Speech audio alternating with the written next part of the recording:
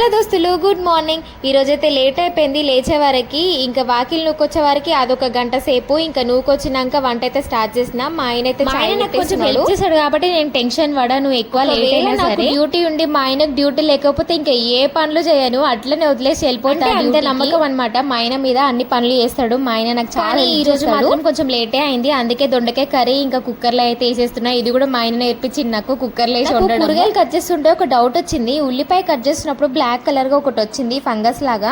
అయితే కరోనా వచ్చిన టైంలో అన్నారనమాట, అట్లా ఫంగస్ వస్తే ఎక్కువ సోకుతుంది తొందరగా అని చెప్పేసి మంచిగా నీట్ గా కడుక్కొని అంటే మంచిగా నీట్ గా కడుక్కొని తింటున్నాం. కానీ అప్పట్లో అయితే అసలు అంత నీట్ గా తినేవాళ్ళమా.